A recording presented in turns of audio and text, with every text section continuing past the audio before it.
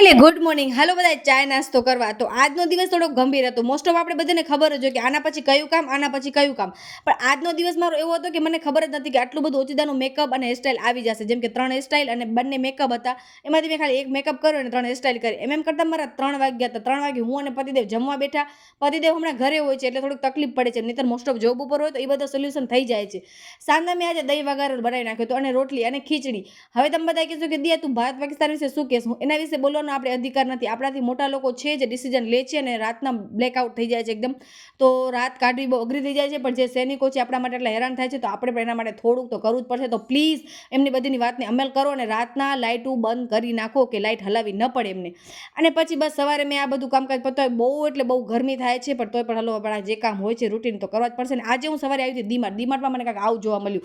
જો તમને કાંઈ રાશન પાણી લેવું હોય તો સવારના ભાગમાં તમે ડીમાર્ટ, શુભમ મોલ અને જે કાંઈ સ્ટોર હોય બધા જઈને લઈ શકો છો. પછી તમને કાંઈ જ નહીં મળે.